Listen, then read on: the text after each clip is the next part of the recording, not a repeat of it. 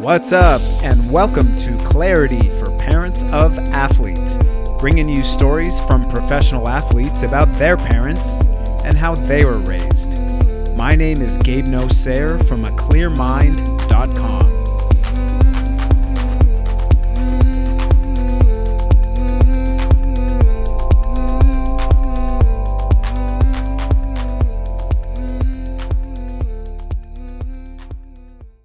Now, what are the different types of rock climbing, and what's the difference between all of them on the competitive circuit? So, we have mountaineering, alpine climbing, and we've got free soloing. Everyone's into that now. It's become very popularized. We have rock climbing and then artificial wall climbing. Most competitions now take place on artificial walls. Even if those artificial walls are outdoor, they are man-made structures, so the surfaces are cleaner, they're blanker. The route setters can choreograph new movement patterns that the competitors have not seen, so no one has an unfair advantage. Some competitions early on were on rock, and when I first started competing, I did participate in some rock events, but 99% of the events I competed in were on artificial walls. And our three main disciplines that are in the upcoming Olympics are bouldering, sport climbing, and speed climbing. And so speed climbing was actually the very first form of climbing competition outside of people competing to have the first ascent of a major peak, say in the Himalaya. And speed, between World War I and World War II, Soviet Russia had introduced speed climbing as a competition event, just as they had ballet and some other seemingly non-athletic, more artistic pursuits. But it took place on the rock, like 200 foot high with a cable winch for safety. It wasn't the way we practice it now. It was much slower. It took 20 minutes, very technical routes. But it was technically the first official form of competition, and it predated the World Cup circuit. So the Eastern Europeans were really far ahead of everybody in terms of competing on rock. And then the French and Italians really brought it on in the early 80s with the introduction of artificial climbing walls that would be either in gymnasiums or set up outdoors in public venues, town squares, amphitheaters, even soccer stadiums, on scaffolding systems. And so then when the sport transitioned to artificial walls, they started to differentiate between a speed climbing route, a sport climbing route, which is a more of an endurance or power endurance event, more like the 800 meters or the mile, because of the amount of time that you're on the walls. You're going to climb between 40 and 50 moves on a wall. Whereas bouldering is a series of short, powerful, gymnastic, explosive type climbs. You have multiple tries, and then you have 5 minutes or 6 minutes on and 5 or 6 minutes off and 5 or 6 on. And so you have to complete 3 to 6 boulder problems in a given round of competition. Sport climbing, on the other hand, is you have limited time, but it's not really based on time like speed, but time could be used to break a tie, and you only have one attempt on the route, and you can't practice the route or watch any other competitors on the route. And that goes for sport climbing and bouldering. So you need to have very strong visualization skills, and you have to be very self-reliant, and you have to trust your instinct a lot. It's not like other sports. Like ski racing, I see people waiting in the start area, and they can actually watch on a monitor all their teammates and other nations' teammates go down the course. They can watch TV basically in the start area. We are not allowed to watch anybody climb before us. So when you talk about being quarantined for the pandemic and social distancing and being in isolation, I'm used to isolation, because when you go to a competition, you sit in an area that we refer to as isolation. You check into isolation. If you don't check in by a certain time, you're disqualified. And they have warm-up apparatuses and walls, food and water. And the more attended the competition is, and the better you get, the further you are at the back of the running order, because they usually go in reverse order of your national ranking or World Cup ranking. And then if you have a weather delay or any other kind of technical television delay, it's not uncommon to spend 6 hours in isolation if you're one of the top climbers in the world. So you need to learn how to not overthink things and not warm up too early, and how to regulate your food intake. Maybe you should take a nap, and it can get the pregame on something that is going to lead to an effort that's only 5 minutes long it's pretty draining. And sometimes you can lose the battle before you even get out there. Then speed climbing is usually head to head. So you have two identical routes side by side. You have a pressure pad. When the gun goes off, both climbers take off running at the wall, or now they start at the base of the wall, and they're usually jumping and moving very fast. I mean, the guys now are climbing 15-meter-long, 10-degree overhanging speed routes in less than 6 seconds. They're sprinting and jumping. They're skipping holds. Yeah, it's fast. It's not rock climbing the way we know it. It's a whole other sport. You wear different shoes. The route now is standardized. It has been standardized for, I think, close to 15 years at least.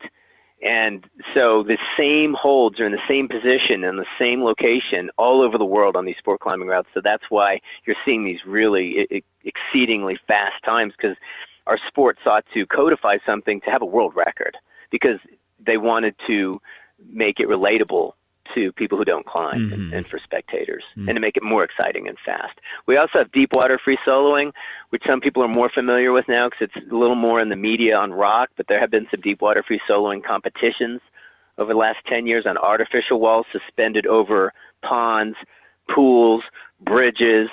Wow. It's cool. Like you're falling 50 feet into an aerated pool, like at Park City at the Winter Olympic Training Center up there, where they aerate it for like ski aerial and extreme skiing training. They land in water. They train on these wet plastic turf surfaces that they launch into the water in the summertime. They're not on snow. They just land in the water and they get wet. And so, we've had competitions over that surface. But the Olympics formats are bouldering, sport climbing, speed, and it will be a combined event. So it's like being an all-around gymnast where you have to compete in all 4 events if you're female, or all 6 events if you're male, or a combined ski race where it's super G downhill in the first run and slalom in the second run. So it's going to be the all-around climber that wins. I never competed in the all-around format when I was competing. We didn't have all-around points. We were talking about it, but we were individual event guys. But I did compete in all the events. I'm one of the only climbers in the world to have won in all events. The only American, to the best of my knowledge, still up to this point. So it's very hard to win every event. It'd be like performing well in indoor soccer, outdoor soccer, and beach soccer, every medium. Wow. Polyvalence is very important. And very much like cycling, it was a Eurocentric, European-conceived sport. So very much like how Greg LeMond had to take off and go to Europe to prove himself. That's how it was for us in climbing. After LeMond did it, was our sport kind of tracked cycling. It's the cycling countries, the gymnastics countries that were popularizing and supporting our sport. So as a North American competitor, you had to get out and go somewhere else to go be the best. You couldn't do it at home and say you were the best. You could be the national champion. You could be the best guy in your region, but without going to Hawaii and testing yourself on pipeline, you can't be the best surfer in the world. So right. Had to go to France. At the time, the French were dominating, so it was a European sport. It's become a little more of there have been different waves of dominance, like you've seen with other sports like soccer. It's shifted to the Spanish. The Austrians were the strongest for a while. The Italians have had their era.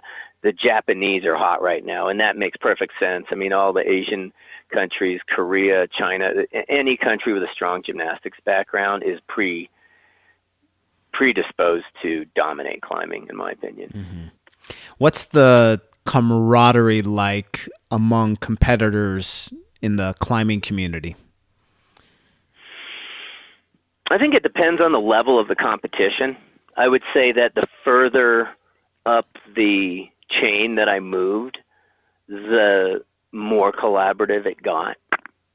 So I guess that goes in line with bigger picture thinking and people having an open spirit, becoming more successful.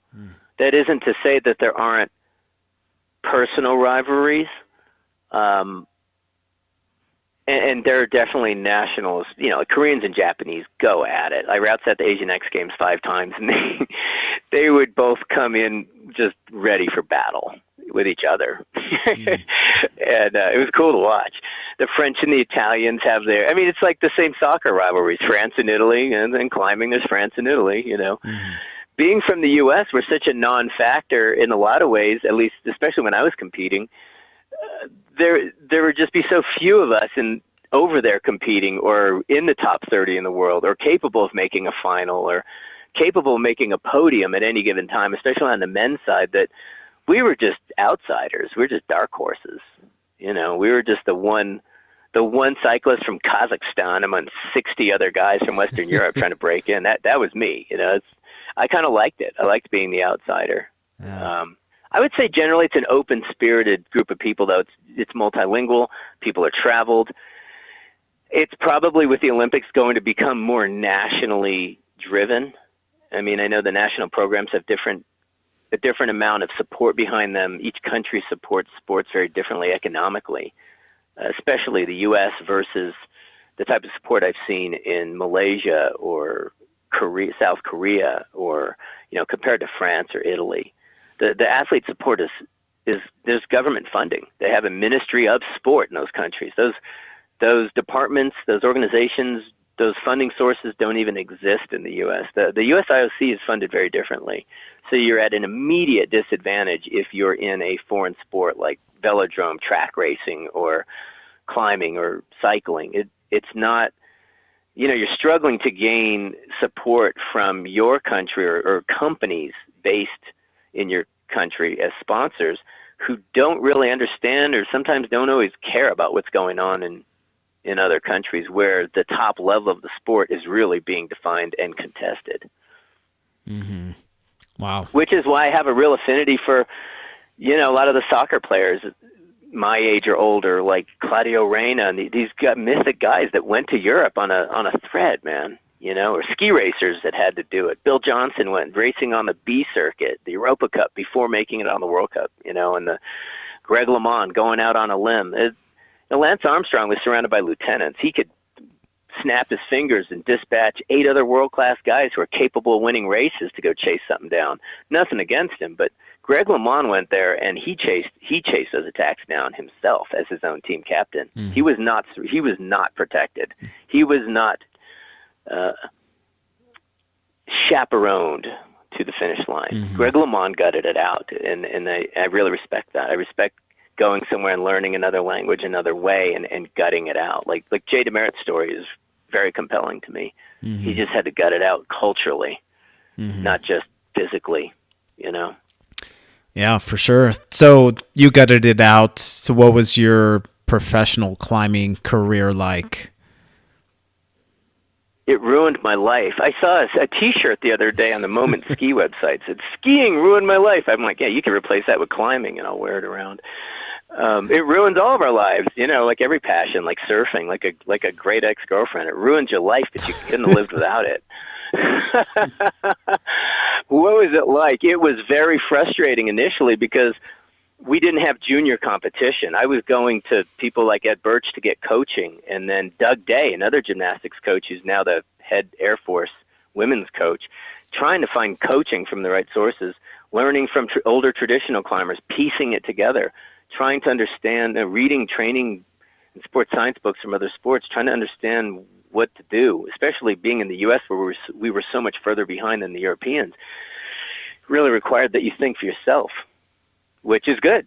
I'm a self-educated sports science geek as a result of it. I know how to train for a lot of sports because I had to research what other sports are doing and figure out how to apply that to what I was doing. I've always wanted to, if I were to go back to college, I'd study French because I could probably get a degree easily because I speak French now from living in France, or sports science because you have to be smart to be an athlete in an individual, especially an emerging individual sport that's defining itself in real time, and it's a little bit nondescript and it's experimental. A lot of intuition involved, a lot of art to the science, a lot of interpreting science from other sports. It was a maturation process for me. You know, I'm an emotionally driven person. I'm passionate. I definitely hit some ceilings and some brick walls. I quit a couple times. I'll be honest. I never really quit in my heart, but I just threw my hands up in the air and had to walk away a few times and go back to the rock and soul climb. You know, like surfing. You leave competition, you just got to go shred. You got to go get find yourself again, redefine yourself on the rock, and then come understand what your real motives are and what you're really seeking. What is the long-term picture for being committed to something that you're really uncertain of how it's going to pay you? You're uncertain how it's going to pan out. Like it's a battle. Mm-hmm. It's a real internal battle because you don't have the support structure. But because you don't, and because my parents never understood it, and I wasn't being pushed into it, and I wasn't in a youth program, I was always escaping into it. In retrospect, I think that may have made the difference for me and other guys like me from other unsupported countries to break through to the international level, because we weren't used to having it handed to us. We were used to having to explore it and take personal risks and put everything on the line. I mean, I dropped out of college 3 times, and I never even finished. I threw away a soccer scholarship. I'm not saying I could have been a professional soccer player, but I gave up skiing when I was 19. I gave up a lot of things that I was very passionate about that I'm glad I participated in. That definitely influenced me as a person and as an athlete. But I made some serious sacrifices. You go as long as you can without working and trying to get sponsorships. It's like skating in the 70s. You're really out on a limb trying to live on not much cash, and it's like rodeo, trying to find that payday. And you're going to fail a lot to make a buck. And, you're competing for sponsorship dollars with alpine climbers, rock climbers, non-competition climbers, and then with other action sports athletes who are in higher profile sports that are getting more airtime. So you have to learn the business side. I had to manage. I think that was one of my strong suits, is I understood the business side. I come from business people, and I embraced that. And so I was able to manage my career. And I was willing to go to other places. But I think that I spent at least, it felt like 10 years beating my head against the wall with it. It didn't seem that way the whole time, but it takes a long time to get a good result or to realize your potential. I didn't win my first, I think I got 3rd at national championships in speed climbing when I was like 22. And I was one of the youngest competitors. It's not like now where you got guys who are 16 in the finals coming out of nowhere. I mean, the guys were much older. There were no juniors. There was no way. You just had to go in and get your butt kicked by all these older guys. You could be 15. You could be 45. You're just up against the adults. So it's really, you feel like you're getting shut out. You can't just bank on being the best of your age. When I went to my first World Cups when I was 21, I was ranked 5th in the U.S. I was on the U.S. B team. And my first World Cup season, I never placed higher than 60th. I was always floating between 64th and 62nd. And, when you're supposed to be the hot, up-and-coming new deal on the U.S. national team, and you go over there, I mean, it's going to be hard, but you just don't know the numbers. You don't realize that there's 15, 20 other countries with their top 4 guys out ahead of you, and then there's the other 5th guy like you who might beat you on that day too. You're scrounging at the bottom of the barrel, so it starts at the bottom. You don't just come in and throw down in the top 10. You're coming in not even understanding the game, and you're like, okay, do I want to do this for another season? Then you do another season, and it kind of feels the same. So the off seasons feel long. You're training a lot for sometimes directionlessly. So you have to have, if you don't have faith in something, you better be crazy enough to keep going, because you're having delusions. You just follow those delusions.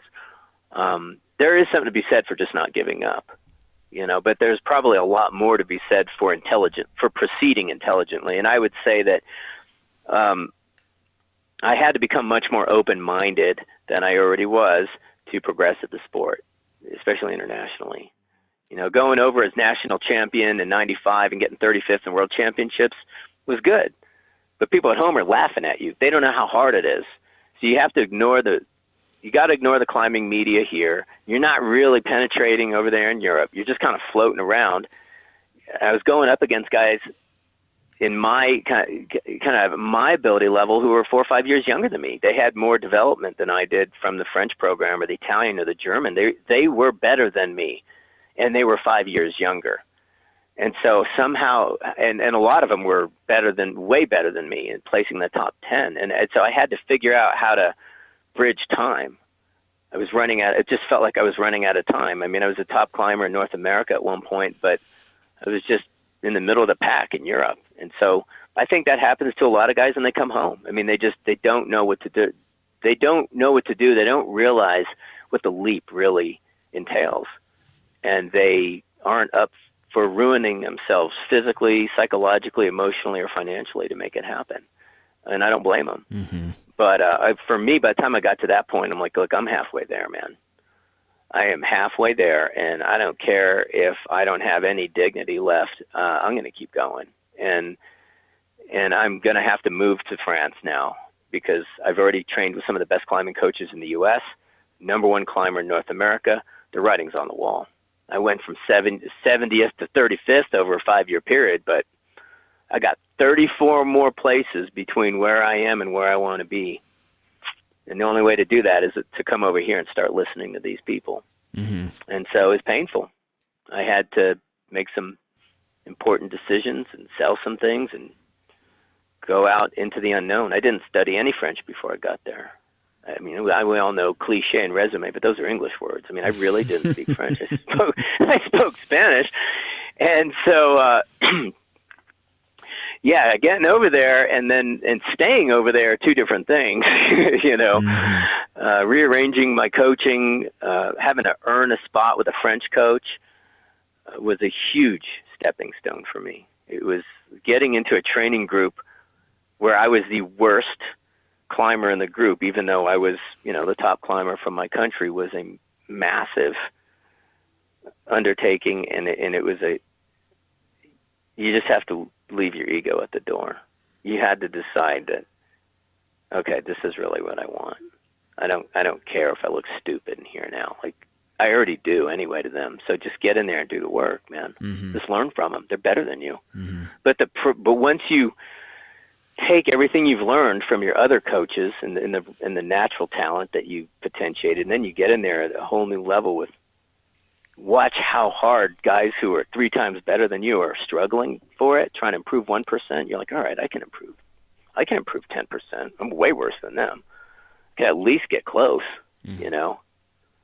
I was in a training group with some of the top French climbers in the world at the time, the top Swiss climber, top Japanese climber, men and women. So it was intimidating. I mean, I got in that group of people, and as a private coach, former national team coach for France, at the time they were dominating. I mean, they'd always have 5 or 6 people in the top 10 in the world in every discipline at any given time. They meant business. And so it helped me learn French really fast. Mm-hmm. Yeah, I bet. I had to. What was the biggest thing that you learned that helped you get to the highest level once you moved to France? Adaptation. You know, you got to leave your ego at the door for sure, but leaving your cultural ego at the door.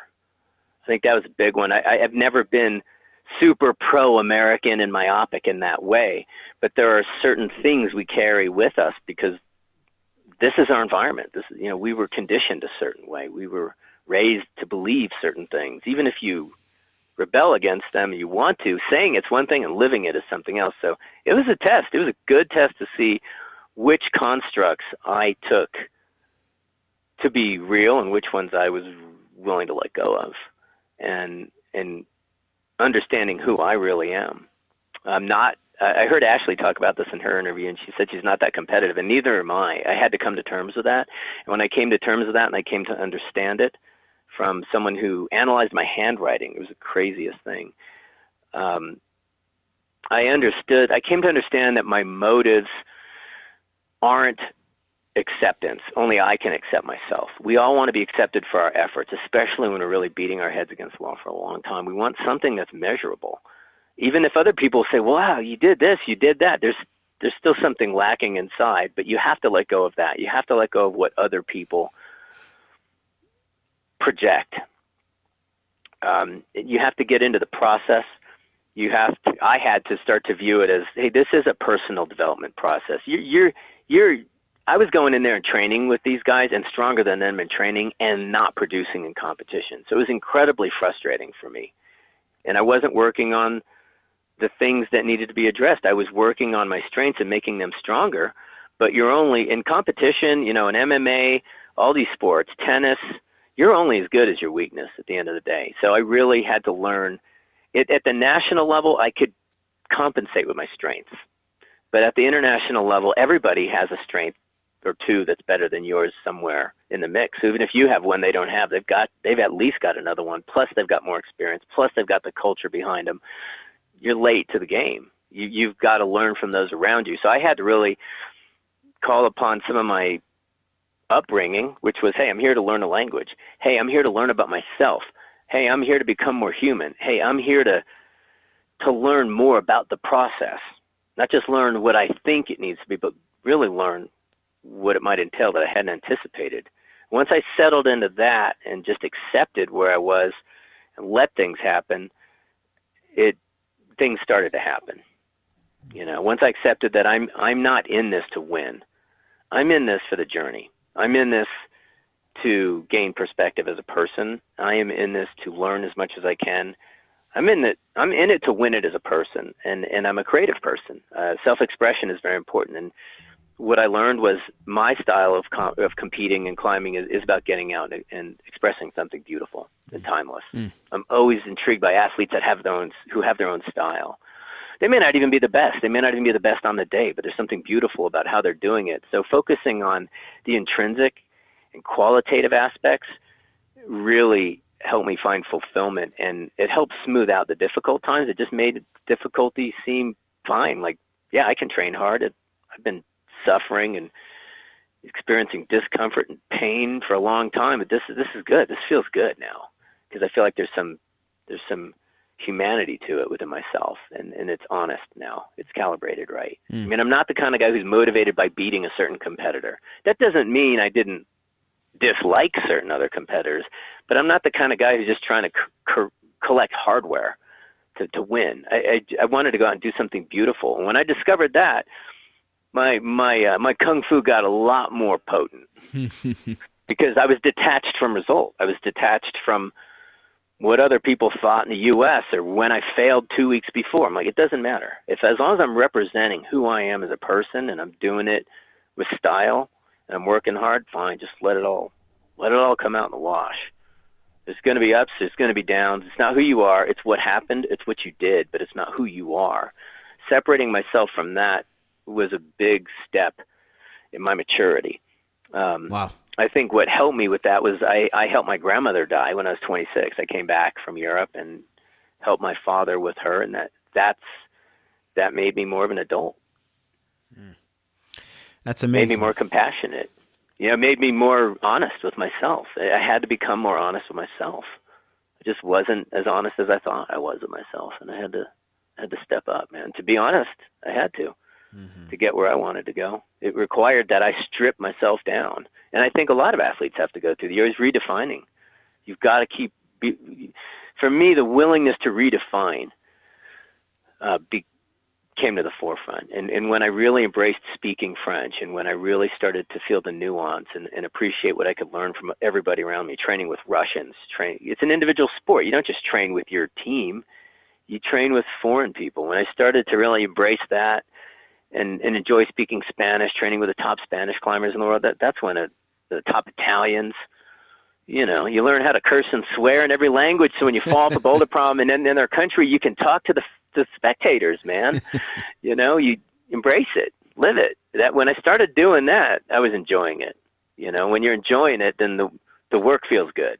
You know what I'm saying? Yeah, because you're in the flow, you're in the process. And like you said, you detached from results. And when you do that, you're simply in the present moment, and you know that winning and losing doesn't identify who you are. The best athletes in the world lose. Lionel Messi misses no-brainers.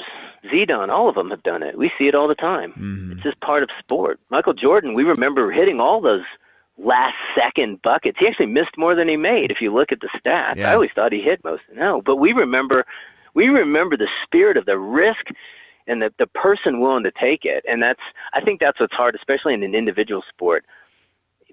You know, you see teams go on these runs of dominance, but it's very rare that in an individual sport somebody's going to win every event of the World Cup circuit. It just does.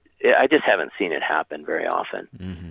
So you have to learn how to lose gracefully, and you have to understand that this is something that a lot of people in the U.S. don't understand. You know, I'd come back and go, "How did you have a good season?" "Yeah, I got a couple fifths this year, made a podium." "Oh, you didn't win." Like, I beat like 80 other guys, man. Like, you know, 80 really angry dudes.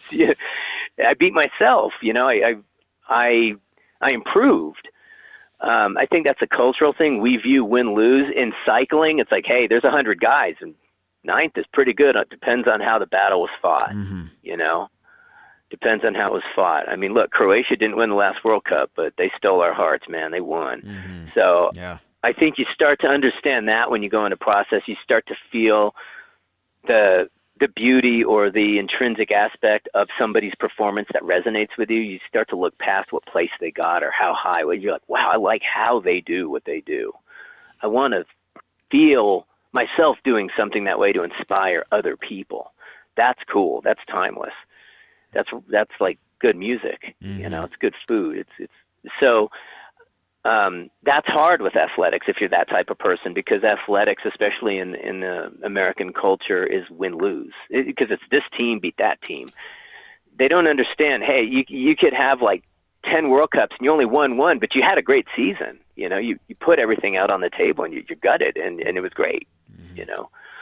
That's awesome. You get throughout your career, you're always going to have more, quote, losses than wins, unless you're super exceptional. But I mean, I don't care. Even Usain Bolt, like, you end your career by losing again. Mm-hmm. You know, it just, it's part of the cycle, and it's how you go down that really counts, and how you fight. I mean, some of the people I really look up to other athletes in other sports. I'm not just one of these people who looks at my sport, but I obviously mentioned soccer players and gymnasts and ski racers. I mean, people fighting back from injury. Boxers like Bernard Hopkins, a guy went to prison, I think he went 17-0 or something in the prison league, got out when he was 27, and no one thought he could cut it, and he went pro and he's like 28. He fought his last professional match at age 51 or something. Mm-hmm. You know, I mean, just that personal story is amazing to me. I'd like to learn more about it. And the guy has the sophistication of a CEO. He dresses up in a suit, and he's articulate, and he's had a full journey in life, you know. Mm-hmm. That's the reward. It's coming back from battle with experiences and helping other people. Mm-hmm. I mean, and that's those are like the rewards you keep. I mean, the trophies fade, the prize money's gone. It's what you do with what you learned throughout that process. And I think that really corresponded well with my upbringing and my personal journey to take something on like that without very much support from my country, my climbing federation even, and just go out on a limb, just go into attack mode and get beat down and go back and rebuild and go back into attack mode again. Mm-hmm. That's what every great athlete does, in my opinion. They're great people. Mm-hmm. You know, if you can't get your book published, or your music is a flop, or no one's laughing at your jokes, go back and redefine yourself, man. Go back and rework it. Go deeper into yourself. That's what it required of me. I had no idea what it would require, by the way. I think had I known, I might have chickened out, Gabe. I don't know if any of the guys you talk to know what they're really in for, but I mean, that's the beauty of the naivete of youth. I mean, if you really know how painful it's going to be, you're not going to give birth. We forget, and I think it's important. Like pain comes and goes, and a lot of those experiences shape who we are and make us more human. And so I look at those qualitative aspects of athletic careers and the athletes who I look up to as people for the way they deal with it, the way they deal with their career, you know, the way they manage themselves as people, and then what is their contribution long term, which is why I've always been involved with designing climbing holds and working with my sponsors in different capacities to help other athletes as a team captain or volunteer work with underprivileged youth, even in France. Some of my most rewarding experiences came because I had some notoriety, and I was giving interviews on Eurosport in French. Doesn't get any better than that, man. Like being a foreign athlete with the funny accent. That's why I respect Landon Donovan. He'll do it. He'll do it in Spanish, man. He steps up. He's not the ugly American. He steps up, man, and that's what I aspired to do. I wanted to step up and speak other people's languages, go on television. Who cares if I make some mistakes? Just do it. Just talk to the people, man. Like nothing more rewarding than kids in France coming up and wanting my autograph because I spoke French on TV and they can relate to me. That's cool. You're connecting to people. You know what I mean? Yeah, for sure. You're making a real connection that overrides and supersedes all these political dynamics and all this crap in the world that's negative. You're making a real connection. A lot of what I did after I competed, like route setting competitions and forerunning and helping athletes in Asia, I really think I helped contribute to bringing them up to the level where now they might dominate the Olympics and setting youth competitions for Disney, and I have photos of me with the Filipino junior national team, and those guys were like 12 or 13 at the time. And it's awesome. It's just brought me a lot of really cool experiences beyond my competition, beyond winning World Cups and beyond winning, national championships and all those things. Like just the human connection that, like, I've been to over 40 countries multiple times, and a lot of times I've gone there and people are waiting for me when I get there, and they're happy to see me when I get there. And they might be Muslim countries and they might be former enemy nations in the Eastern Bloc, but we're all friends because we share that passion. And that's something that you don't get by staying home and not taking risk, Absolutely. So I'm going to wind down here pretty soon, but I have a set of lightning round questions for you. Oh my God. So try and answer as quickly as you can, but you can also take Okay. your time if you really need. What is the scariest climb you ever experienced? Oh man. Oh, the one that's threatening to your ego or physically threatening. Competition, sometimes you snap out of your thing, like, wait, I'm losing my head. Am I going to mess this up? I've done some free soloing, and I dislocated my elbow bouldering. It was a pretty high boulder problem, but I'd say the scariest thing I ever had happen is I was climbing on natural protection with a sky hook. It wasn't a bolted route, it was in a natural traditional style, and I'd rehearsed this route a number of times, not enough times. I was 19 and naive, and it was kind of at my limit. And I took a fall, and I didn't expect to fall. I thought I had this thing dialed, so when I went to go lead it, I took a fall, and I fell about 35, 40 feet on a sky hook, which is really only designed to hold a little less than 700-800 pounds, and I had a shock tape on it that ripped open, and I ripped out a lot of pieces of protection, and I was just hanging there looking down at my college roommate thinking, man, this was stupid. Like I could have killed myself doing this. Wow. And that's like the more dangerous style of climbing, because I came up through climbing that transitional period where you did some of that, you did some wall climbing, some bouldering, and so you're always trying to prove yourself in these different areas. I've been on some pretty scary high boulder problems too, where you're 25 feet up and you're gassed, like you're sketching hard, and if you're going to fall, you better just jump and fall correctly so you land and roll out of it. But you don't get scared a lot. I usually get more performance anxiety because my modalities of climbing have generally been safe, if you will, the sport climbing. Wow. Well, good. I'm glad you're still with us. Who is the Pele of rock climbing? Oh man, that's a great one, because I used to have a Pele T-shirt when I was in elementary school. That's tough because our sport hasn't consolidated that well. But in my mind, oh man, it's so difficult. But someone like John Gill, who's a legend of bouldering in the United States, he was so far ahead of his time with his training, background in gymnastics. First one in the world to use chalk. Or somebody like I'd have to say someone like Patrick Elanger, who's a highly influential French climber who really gave license to climbers to have their own movement style and to exemplify who they are within themselves, and by externalizing it through how they move. He really gave license to have style, and he was a competition climber, and he died about, I think it's been 7 or 8 years, and he was a huge influence on me even before I knew him.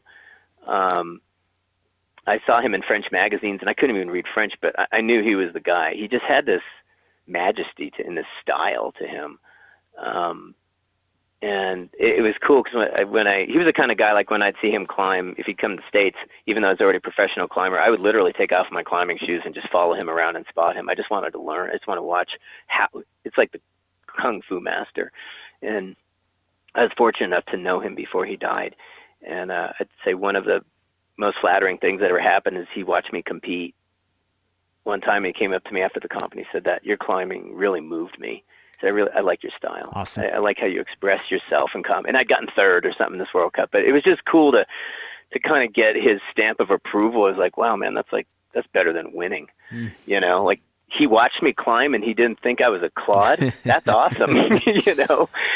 And one of the most difficult things I've had to do in the sport was I wrote his obituary for a Canadian climbing magazine when he died 8 years ago. That was really hard for me because it's hard to do him justice, you know? Mm-hmm. Wow. Patrick Elanger, French climber. Awesome. What else? What's the best location to climb in the U.S. and also in the world? Oh, man, I hate those questions. The best location is the here and now, right, from a philosophical standpoint. Wow, well, I love living in New Mexico because there's so many cool little secret climbing areas like surf spots. I really like Priest Draw in Flagstaff, Arizona, so much so that I almost bought a house there. I absolutely love that place. And in Europe, there's so much beautiful rock everywhere. I haven't even been to every great climbing area, but I really like the Verdun Gorge du Verdun in France. It's just spectacular. It's like this Grand Canyon, but it's colored with gray and black and gold streaks, and it has steep rock and then tall, low angle rock and big roof climbing and caves that you can climb out of that you have to take a boat to get to. I'd really like to buy a house there. It's kind of on my dream list. Yeah, the Verdun Gorge, just soulful and unbelievable. Untapped, but so many lines have never been climbed there. It's not tapped out yet, so it's really cool. Beautiful. So if you never climbed before, or ever, what sport do you think you would have excelled at the most? Honestly, probably gymnastics or dance.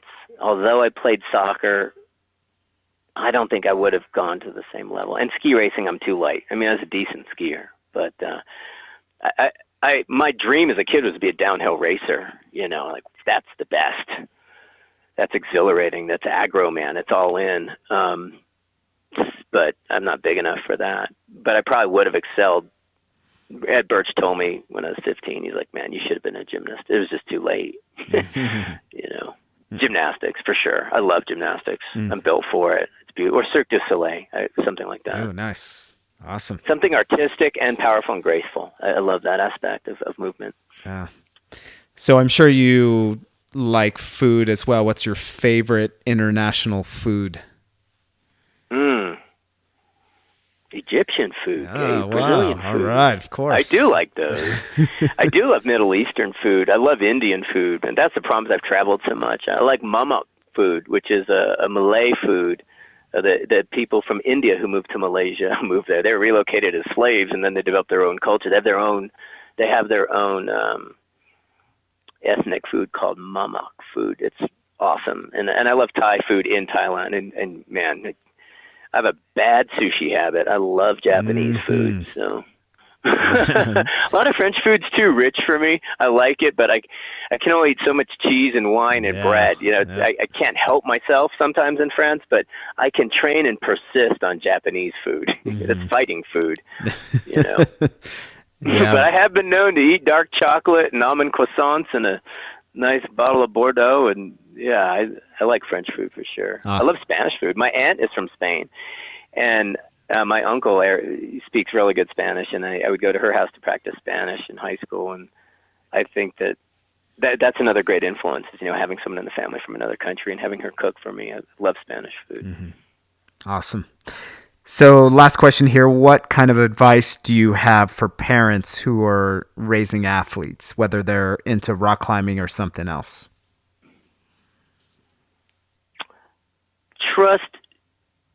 Trust your parenting enough to have faith that your children might know something or discover something that you don't know about what's in their best interest and their ability to make good decisions along the way.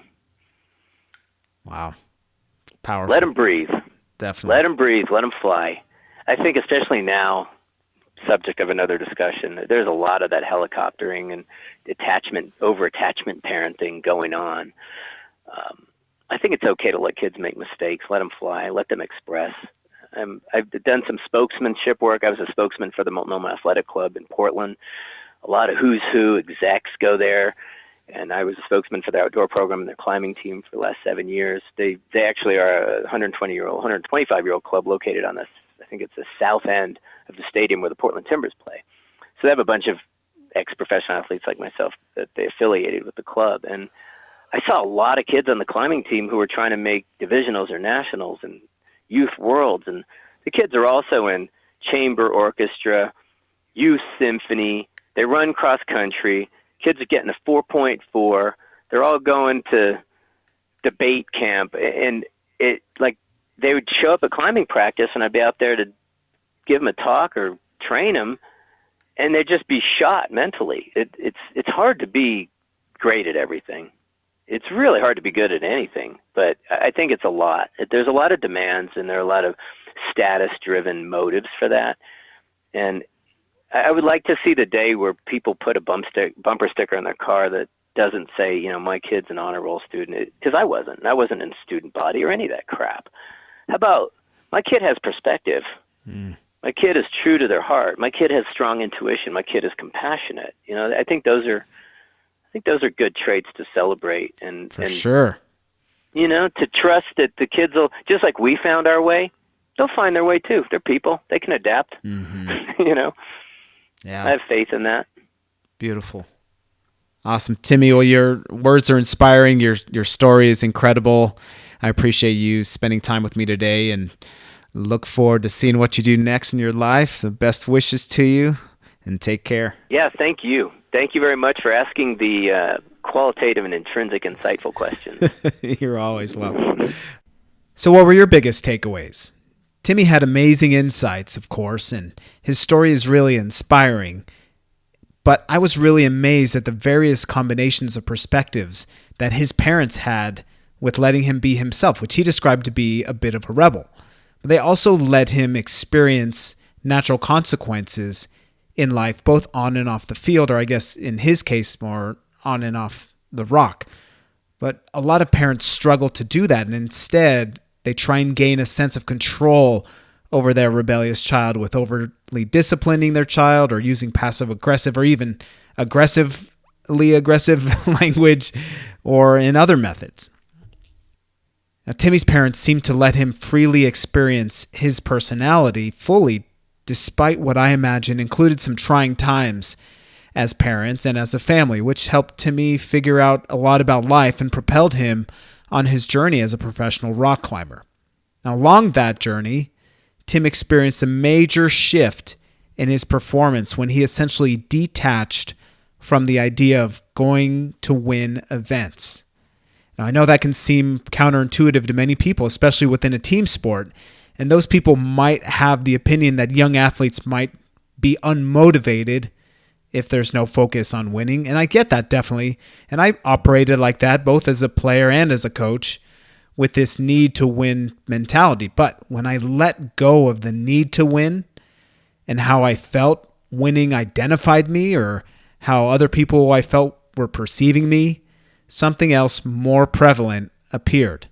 And just like Timy did, the focus became on the journey and the experience, which always includes presence. When we're more present in what we're doing, we gain more pleasure and we focus and do better in what we're doing. Essentially, dropping the attachment to winning helps players and athletes perform better. So, next time you're feeling the pressure for your child to win, just remember that. At the end of your child's athletic career, what's most impactful is not the wins, it's the experience and the journey and the connections that they make that are most memorable. So what were your biggest takeaways? I'd love to hear your thoughts. You can always reach out to me at gabe@aclearmind.com or through my social media links, which you can find on my website, aclearmind.com. As always, much love to you and many blessings.